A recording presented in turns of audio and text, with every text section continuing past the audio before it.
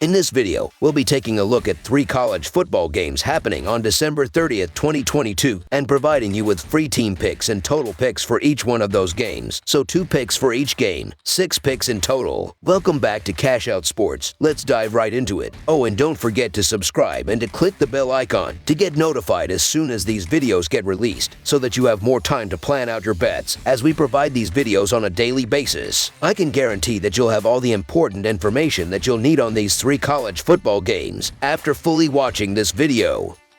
One more thing before we start. If you would like to gain access to our best exclusive betting picks to take your sports betting journey to the next level, then check out our Patreon in the link down below, where we offer anywhere from 1 betting pick a day up to 10 betting picks a day and much more. Now let's get started.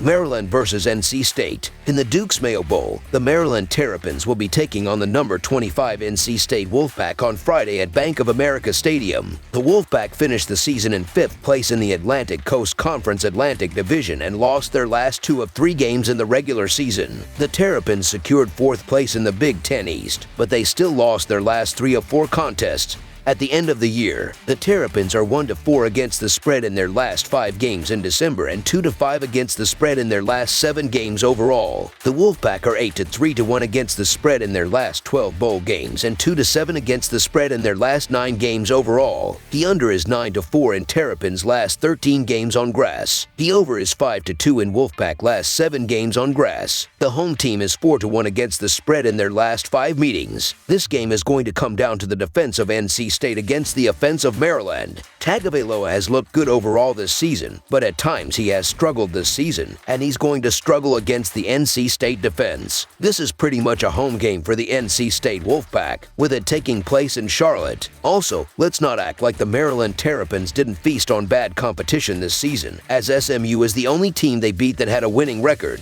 NC State has a lot of work to do offensively, but this is a tough-minded team with one of the better defenses in the bowl season. Whoever starts for NC State will have a strong game against the Maryland offense, and that will be the difference here as NC State gets the job done. So the NC State Wolfpack to win and cover the spread as favorites is our full game side pick. I expect both offenses to come out firing despite the limitations NC State has. Even with their injuries to the most important position on the offense, NC State still managed to average over 25 points per game. Combined with Maryland's potent offense averaging more than 29 points per game, I have confidence that these teams can reach 46 points in this contest. Even if NC State holds Maryland to their average on defense of 19 points, NC State would only have to score 27 to reach the total. Not only is that feasible for NC State, but I expect Maryland to score more than 19 points in this contest. NC State is 7-1 on the over in their last 8 bowl games and 8-1 in their last 9 December games. Maryland is 6-0 on the over in their last 6 games played on a neutral site and 5-1 in their last 6 bowl games. Over the projected total is our full game total pick.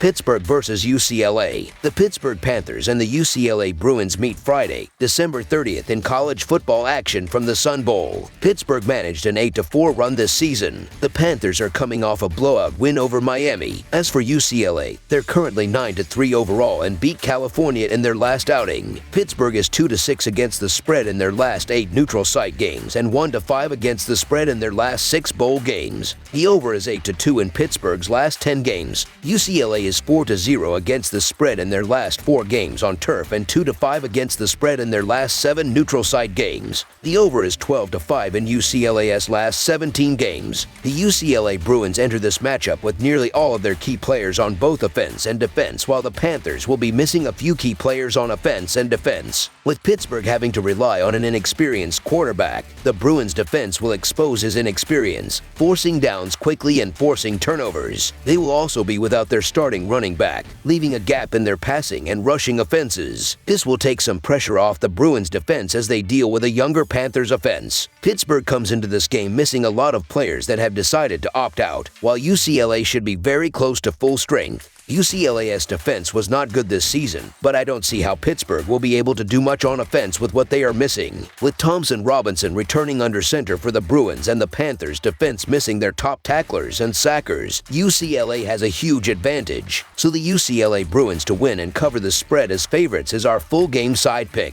There has been a lot of steam to the under in this game, mostly because of all the Pittsburgh opt-outs. The total has come down a few points from the opening line of 57.5. The Panthers' defense suffered many of those opt-outs, and UCLA may have an easier time scoring than expected. Pittsburgh's offense scored more than 30 points per game during the regular season, but they are on their third-string quarterback for the game, and it's tough to gauge how potent their offense can be, even against a UCLA defensive unit that allowed almost 400 yards per game. The Bruins have too much firepower to be slowed down, and they also have a defense that allowed 36 points to a bad Arizona State offense and 28 points to Cal. There may have been an overcorrection in the total dropping this low. Over the projected total is our full game total pick.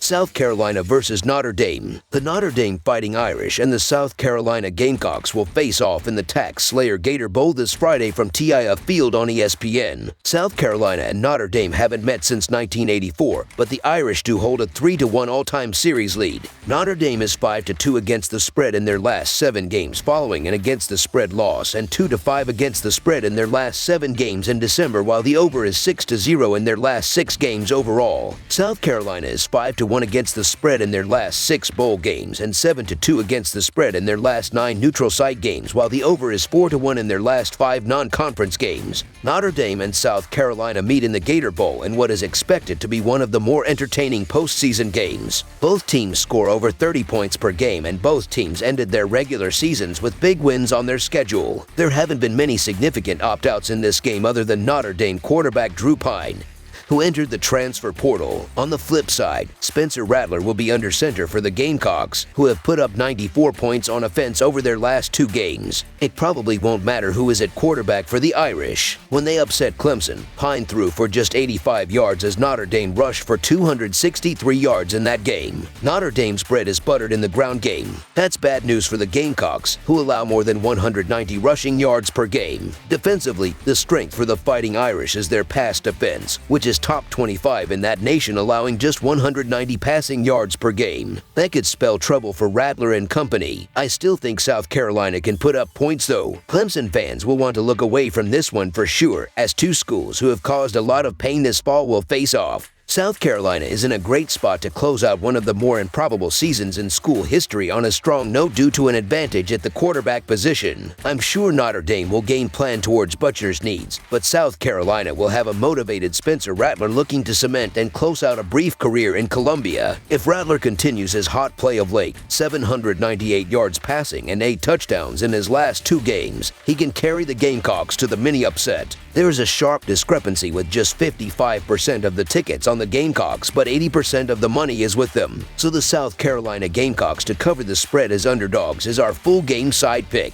South Carolina has the advantage at quarterback, but Spencer Rattler struggled for most of the season despite ending with 2 terrific games. The Gamecocks will also be one-dimensional on offense with the absences of their leading rushers, and the Notre Dame defense should be ready with the extra time to prepare. It is also hard to have much confidence in the Fighting Irish to light up the scoreboard. Starting quarterback Tyler Buchner has yet to show much to lead me to believe that Notre Dame will be able to move the ball consistently through the air. The total in this game opened up at 53.5 and justifiably has dropped a few points. Under the projected total is our full game total pick. That's all for now, so if you have any other games you would like reviewed, then leave a comment down below with the game you would like analyzed. Subscribe to our channel, leave a like on this video, and we'll get to it as soon as we possibly can. We would also love to hear your opinion on the picks presented to you in this video, whether you agree or disagree with them, so leave a comment down below and do let us know.